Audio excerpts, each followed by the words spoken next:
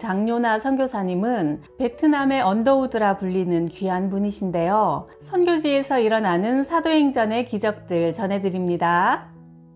한국에서 집회를 마치고 유방암 말기로 죽음을 앞둔 권사님이 찾아오셨다. 베트남에도 몇 번 오셨던 분인데 몇 달 사이 암세포가 걷잡을 수 없이 퍼져 가슴에서 고름이 줄줄 나고 겉은 나무 껍데기처럼 딱딱해졌다. 살고 싶다고 기도를 부탁하셨다. 다음날 나는 권사님을 구급차에 태우고 6시간을 달려 해발 1500m에 있는 바오록 록탕교회로 갔다. 그 근처 널따란 커피밭에 돗자리를 깔고 권사님을 앉혀드렸다. 그리고 초코파이 3박스를 옆에 놓고 커피밭에 일하는 아이들이 오면 초코파이를 나눠주며 복음을 전하라고 했다. 권사님, 아이들에게 이렇게 말씀하세요. 얘들아, 나는 이제 곧 죽게 될 거야. 그런데 나는 예수님을 믿고 천국에 간단다. 내 안에 계신 예수님을 너희들에게도 전해줄게. 너희도 예수님을 믿어라. 한국말로 해도 괜찮다고 했다. 우리는 전하는 자이고 마음을 감동시키는 분은 성령님이시니 아이들이 예수님을 영접하길 간절히 바라는 마음으로 선포하면 분명 하나님께서 역사하실 거라고 믿고 복음을 전하시라고 했다. 그리고 나는 오직 깊숙이 들어가 소수민족 교회의 건축 현장을 돌아보며 내가 맡은 사역을 충실히 하고 돌아가는 길에 권사님을 태워 숙소로 돌아왔다. 다음 날도 똑같은 일을 반복했다. 같은 장소에 돗자리를 깔고 초코파이 3상자를 드린 후 나는 사역지로 출발했다. 그리고 저녁에 권사님과 함께 숙소로 돌아와 예배드리고 안수기도를 했다. 그런데 그날 밤 권사님 방에서 할렐루야 외침이 들렸다. 방으로 돌아오고 얼마 후 고름이 멈추었다. 암 발병 후 처음으로 권사님은 그날 밤 숙면을 취하셨고 그 다음부터는 새살이 돋았고 통증이 사라졌다. 그리고 암에서 자유로워졌다. 영혼을 살리는 일에 목숨을 걸면 주님은 우리의 시간을 연장시켜 주신다. 먼저 복음을 듣고 예수를 믿은 우리에게 주신 가장 큰 사명은 영혼 구원이다. 이 사명은 선교사에게만 부여된 것이 아니라 예수 믿는 그리스도인 모두에게 주신 가장 큰 사명이다. 그 거룩한 목적에 우리의 시간과 생명을 바치면 십자가의 능력으로 우리를 살리신다. 나는 이것을 확실히 믿는다. 내가 바로 그 살아있는 증거이기 때문이다. 10개월간 식물인간으로 누워있다가 요나야 베트남으로 가라는 하나님의 천둥같은 음성을 듣고 마침내 마비에서 풀려 깨어날 때 감림산 기도원에 올라가라는 음성이 들렸다. 감림산 기도원은 부산에서 수영만 요트장 건설 공사를 맡아서 할 때 일이 막히고 꼬여 답답해지면 부하 직원이 함께 가자며 권해서 몇 번 갔었다. 어떻게 기도해야 할지 몰라 더듬더듬 몇 마디 구하고 나서는 기도원을 따라 이어진 계곡에서 송사리를 잡아다가 초고추장에 찍어 먹으며 소주를 마시곤 했다. 기도했던 것보다 술 마셨던 기억이 더 선명한 그곳에 나는 1년 만에 뼈에 가죽만 남아 38kg밖에 안 되는 몸으로 이모님의 등에 업혀 다시 찾아온 것이다. 내 몸 하나 제대로 가누지 못하는 큰 벌레가 되어 예루살렘 성문 옆에 앉은 뱅이처럼 예배당 입구 모서리에 자리를 잡고 종일 말씀을 듣고 찬양을 불렀다. 내가 기도원에 간 지 석 달이 되었을 때 지금 남서울 비전교회의 최요한 목사님이 강사로 오셨다. 신유의 은사가 강했던 목사님께서 특별히 안수기도를 해주셨다. 목사님이 사람들의 이마에 손을 대자마자 사람들이 뒤로 벌렁 넘어졌다. 그걸 보자 안수기도에 대한 신뢰가 깨졌다. 전부 쇼 같았다. 나는 목사님 앞에서 머리를 숙이지 않았다. 그런데 집회 마지막 날 목사님은 모인 모든 사람에게 안수기도를 해주시겠다고 했다. 방언이 터지고 기도가 뜨거워지는데 나만 심드렁해서 어정쩡하게 앉아있었다. 드디어 내 차례가 되었다. 목사님은 일어나 앉지도 못하는 내 옆에 무릎을 꿇고 앉아 머리에 손을 얹었다. 아, 뜨거! 최요한 목사님의 손이 내 머리에 닿는 순간 나도 모르게 펄쩍 뛰며 소리쳤다. 마치 불붙은 쇳덩어리가 이마에 닿은 것처럼 뜨겁고 묵직한 충격이 순간적으로 나를 압도했다. 그 불같은 손에 내 머리가 녹고 몸뚱이가 녹으면서 온 몸이 불에 활활 타는 것 같았다. 그때부터 회복 속도가 눈에 띄게 빨라졌다. 후들거리던 다리에 힘이 붙었고 제법 몸을 지탱할 수 있게 되었다. 내가 지난 10개월 동안 병마와 싸우면서 불치병으로 전신이 마비되어 누워있을 때 사람들은 나를 보고 죽었다 했지만 그때 사실 내 영은 살아서 하늘나라를 자유롭게 오갔다. 가장 무서운 것은 천국과 지옥은 끝이 없는 곳이며 영원하다는 것이다. 또한 구원이 죽음 후의 일이 아니라 이 땅에 사는 동안 선택해야 할 몫이라는 것을 깨달았다. 나는 꿈이 아닌 신비한 경험으로 하나님의 인도하심에 따라 영계를 오르락 내리락 하면서 천국과 지옥을 속속들이 보았다. 천국은 그야말로 생명의 세계였다. 아무것도 해야 할 게 없고 오직 찬양과 감사만으로 충만한 세계, 그 중심에 하나님이 계셨다. 하나님의 보좌 옆에는 지옥이 있었다. 지옥도 하나님의 권세 아래 있었다. 소멸되지 않는 뜨거운 불이 사람들을 견딜 수 없게 만들었다. 그 불길 안에서 그들은 채워지지 않는 욕망에 목말라 했고 인간의 추악한 본성만 남아있는 곳이 바로 지옥이었다. 절대 그곳에 가고 싶지 않았다. 하지만 나의 의지와 결심만으로는 갈 수 없는 곳이 천국이므로 지옥에 갈 생명을 예수 그리스도의 십자가 죽음을 통해 살려주신 하나님께 매달릴 수밖에 없었다. 베트남에 선교사로 떠나기 전 나는 신학을 공부하면서 최요한 목사님과 함께 전국을 돌며 부흥회를 인도했다. 그때 나는 영적 분별력이나 지혜는 부족했다. 그런 나를 위해 주님은 특별한 천사와의 만남을 준비하셨다. 천사를 처음 만난 건 대구 주암산 기도원에서였다. 대구에서 집회를 하던 중이라 밤늦게 주암산 기도원에 올랐다. 우리는 개울가에 있는 바위를 하나씩 차지하고 앉았다. 한참 기도하고 있는 눈앞에 뭔가 어른거리는 게 보였다. 베토벤처럼 치렁치렁한 가발을 쓴 남자 같아서 깜짝 놀라 나도 모르게 사탄아 물러가라 하고 소리를 쳤다. 그러자 눈앞에서 그 커다란 얼굴이 고개를 저으며 안 가겠다고 했다. 나는 방향을 바꿔 앉아 기도를 계속 하려는데 그 얼굴이 또다시 나타났다. 도저히 안 되겠다 싶어 누구냐 하고 소리쳤더니 너를 보호하는 수호천사다 라고 했다. 수호천사라니 세상에 그런 게 어디 있는가 싶어 나는 웃기지 말라고 소리치며 그를 물리치려 했다. 그때만 해도 모든 천사들은 섬기는 영으로서 구원받을 상속자들을 위해 섬기라고 보내심이 아니냐. 히브리서 1장 14절 말씀을 몰랐다. 한참 실랑이를 벌이고 있는데 조금 떨어진 곳에서 기도하시던 최요한 목사님이 장집사 뭐요? 하고 물었다. 내 앞에 베토벤 같은 남자가 자꾸 나타납니다. 그래요? 내 눈엔 아무것도 안 보이는데요. 주님, 영을 분별할 수 있게 하옵소서. 장집사, 이름을 한번 물어보세요. 그래서 내가 너의 이름이 뭐냐? 하고 묻자 그는 데오그라이스트라고 대답했다. 분명 코앞에서 대화를 주고받는데도 최 목사님은 천사와 내가 하는 말을 듣지 못했다. 목사님, 데오그라이스트라고 하는데요. 그러자 목사님은 데오라면 신학에서 하나님을 뜻하는데 그 뒤로 베토벤 천사는 수시로 나타났다. 서로 닿을 듯 가깝게 있지만 만져지지 않았고 눈을 뜨면 보이지 않았다. 하지만 항상 곁에 있으면서 영적으로 모르는 건 일러주고 위험한 일이 닥치면 해결할 수 있도록 도와주었다. 최요한 목사님과 대구 두류체육공원에서 휴전서나 무너져라는 주제로 북한 선교 집회를 가졌다.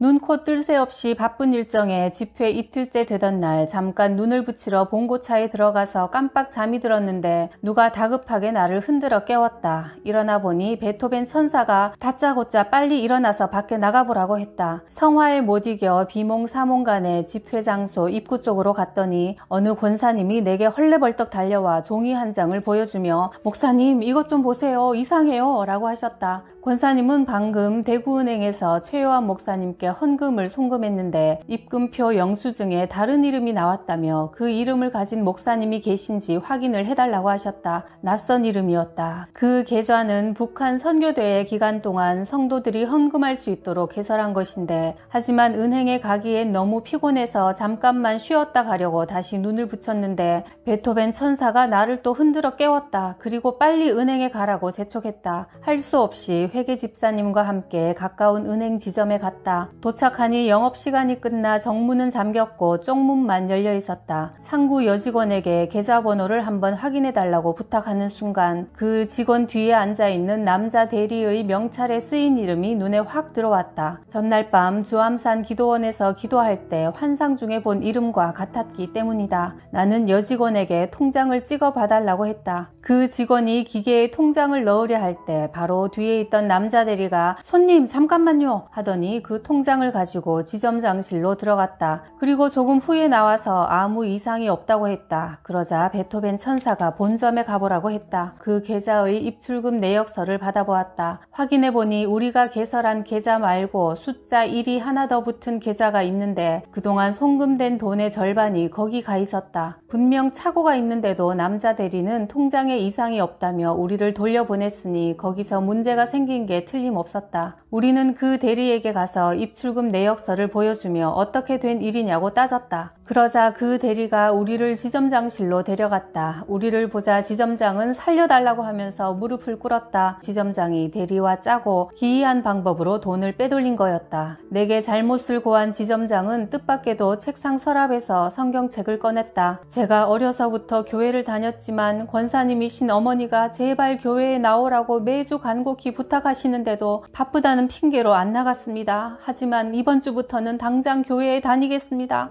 그때 최요한 목사님 일행이 은행에 도착했다. 자초지종을 듣자 일행은 당장 경찰에 신고해야 한다며 전화를 찾았다. 그런데 베토벤 천사가 지점장 옆에 서서 내게 용서해 주라고 거듭 말했다. 그래서 목사님, 데오그라이스트가 지점장을 용서해 주라고 하는데요. 그래요? 그럼 용서하지요 하시며 지점장님이 다시 하나님을 향한 믿음을 회복할 수 있도록 간절히 기도해 주셨다. 그 일을 통해 성도들의 귀한 헌금도 되찾고 지점장의 영혼도 구할 수 있었으니 얼마나 감사했는지 모른다. 나의 수호천사였던 베토벤 천사 데오그라이스트는 그렇게 내가 신학을 공부하는 3년 동안 내내 나와 함께했다. 베토벤 천사 덕분에 세상 것으로 가득 차 있던 내가 예수의 사람으로 변화될 수 있었다. 내가 넘어지지 않도록 나의 오른편에서 나를 지켜주었던 데오그라이스트. 그는 열정만 가득하고 믿음이 부족했던 나를 장차 베트남의 수많은 영혼을 구원하는 선교사로 빚으시기 위해 하나님께서 보내주신 특별한 동행자였다고 믿는다. 나는 지금도 그가 보이지는 않지만 항상 나와 함께함을 믿고 있다.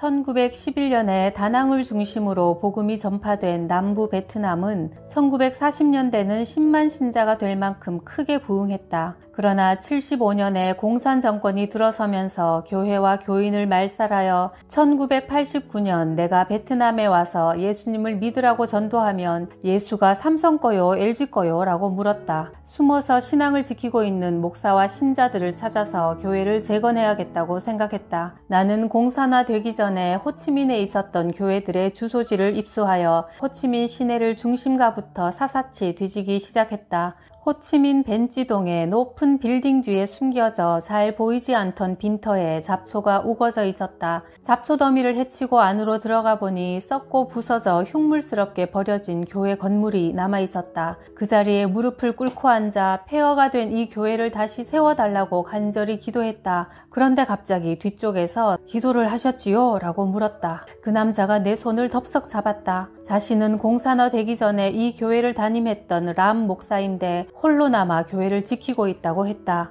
람 목사가 나를 화장실로 데려갔다. 목사는 화장실 문을 열더니 땅을 파고 그 속에서 뭔가를 꺼냈다. 바로 성경책이었다. 비닐에 꽁꽁 쌓인 성경은 갈피갈피 낡아서 글씨도 희미했다. 람 목사는 성경책을 교회 화장실 바닥에 묻어놓고 매일 와서 꺼내본다고 했다. 어떨 때는 말씀이 갈급해 밤에도 와서 손전등을 켜고 성경을 읽는다고 했다. 그 말을 듣고 나는 목사님을 끌어안고 엉엉 울었다. 그때부터 람 목사와 나는 매일 시간을 정해놓고 교회에 와서 함께 기도했다. 그러나 그것도 오래가지 못했다. 람 목사님이 화장실에서 성경책을 읽다가 마침내 경찰에게 붙잡혔기 때문이다. 그 뒤로 람 목사는 5년간 수감 생활을 했고 그 5년 사이 베트남 정부의 종교 정책도 변화를 겪었다. 미국과의 관계 정상화로 경제 발전을 이루고자 꾀했던 베트남은 인권과 종교의 자유를 보장하라는 미국의 압력을 무시하지 못했다. 종교 탄압 정책이 완화되어 교회를 다시 세울 수 있게 되었다. 하지만 무엇으로 교회를 세운단 말인가? 목사님은 감옥에 계시고 성도들은 흩어졌으니 답답한 마음에 교회 울타리를 붙잡고 기도하고 있는데 누군가 말을 걸었다. 베트남으로 관광 온 한국인 자매 둘이었다. 길을 잃고 헤매다 나를 발견한 그들은 반색하며 호치민 시내를 안내해달라고 했다. 그래서 1일 가이드로 두 사람과 함께 호치민의 명소를 돌며 왜 도심 한복판에 흉물스런 공터를 방치하고 있냐고 물었다. 그곳이 원래 교회였고 그 교회를 다시 세우기 위해 날마다 기도하고 있다고 하자 자매들이 선뜻 교회를 건축하겠다고 나섰다. 그렇게 해서 베트남 호치민에 교회가 건축되기 시작하여 지난 30년 동안 베트남 전역에 약 300개가 넘는 교회가 세워지게 되었다.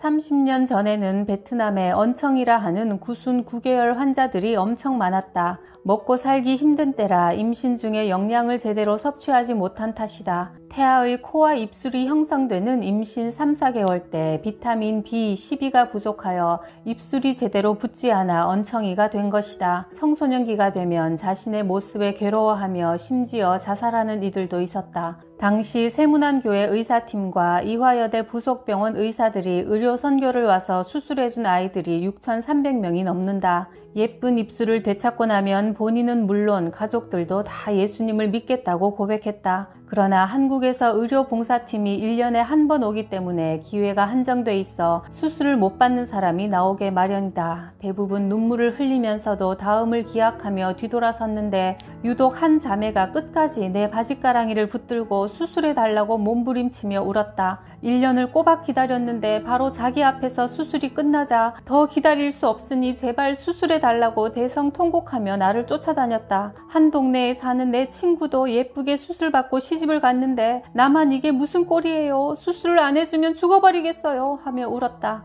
의사가 다시 올 때까지 집에 가지 않겠다고 고집을 피우며 버텨서 할 수 없이 내가 머무르는 선교센터에서 함께 지냈다. 그리고 몇 달 후 센터에 사는 여러 아이들이 언청이 자매의 영향으로 말투가 어눌해지고 발음이 부정확해지는 게 아닌가. 나는 고민 끝에 자매를 집에 돌려보내기로 했다. 내년에 한국에서 의사들이 오면 제일 먼저 수술해주겠다고 해도 듣지 않고 며칠 내내 통곡하는 걸 간신히 달래서 생활비를 조금 주어 집으로 돌려보냈다. 그런데 하필이면 그해 IMF로 한국에서 의료팀이 오지 않아 자매와의 약속을 지키지 못했다. 그리고 2년 후 내가 오지를 돌아다니며 복음을 전하고 교회를 세워나갈 때였다. 그날도 야라이 성에 있는 소수부족 마을을 찾았다. 해발 1500m가 넘는 산속 깊숙한 곳에 있는 마을이라 외부와 단절되어 문명의 이기라고는 전혀 찾아볼 수 없는 곳이었다. 낯설지만 궁금한 이방인에게 다가오는 소수부족들과 눈이 마주칠 때마다 내가 씩 웃어주자 그들도 나를 환영하는 의미에서 노래를 불러주겠다며 나를 더 깊숙한 산속으로 데려갔다. 한참 걷다 보니 나무가 높고 울창해 하늘이 보이지 않는 곳에 20-30명이 앉을 수 있을 만한 평지가 나타났다. 사람들이 어깨를 맞대고 앉아 있었다. 내가 도착하자 그들은 조용히 노래를 부르기 시작했다. 우리에게 향하신 여호와의 인자하심이 크고 크도다 크시도다.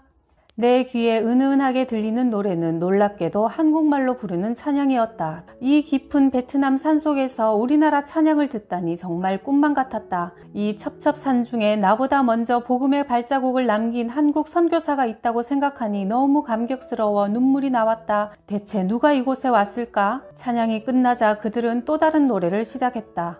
찬양하라 내 영혼아 사랑하라 내 영혼아. 나도 모르게 눈물이 줄줄 흘러내렸고 두 손을 들고 함께 찬양했다. 찬양이 끝나고 나서 누가 이 노래들을 가르쳐 주었냐고 묻자 다들 말없이 한쪽 구석을 쳐다보았다. 거기엔 바로 그 언청이 자매가 서 있었다. 입술이 붉어져 비뚤어진 모양이 예전 그대로였다. 자매가 내게 다가와 손을 잡고 빙긋 웃었다. 울며 불며 수술해달라고 떼쓰던 자매의 모습은 온데간데 없고 고요한 평안이 자매를 감싸고 있었다. 그간의 이야기를 들어보니 하나님의 인도하심이 놀라울 뿐이었다. 자매는 센터에서 나와 북쪽으로 정처 없이 걸었단다. 수술 받기 전에는 절대 안 돌아오겠다고 식구들에게 선언하고 나왔으니 집으로 갈 수도 없고 고향과 반대 방향으로 가다가 지치면 죽어버리겠다는 심정으로 한없이 걸었다. 그러다 이 소수부족 마을까지 오게 된 것이다. 똑같은 사람인데 이 사람들은 짐승처럼 살고 있었다. 자신이 얼마나 귀한 존재인지 모르고 사는 그들에게 예수 그리스도의 핏값으로 산 존귀한 생명임을 그녀는 소수부족에게 전하며 살고 있었다. 그래도 나는 자매에게 한국에 가서 구순 9개월 수술을 받자고 권했다. 하지만 자매는 단호하게 거절했다. 선교사님처럼 저도 이들에게 있는 내 모습 그대로 내 안에 계시는 예수 그리스도를 전하며 이들의 영혼을 구하는 데 제 삶을 바치겠습니다. 한국에 갈 시간도 없고 수술할 필요도 없습니다. 아, 하나님은 정말 놀라운 분이셨다.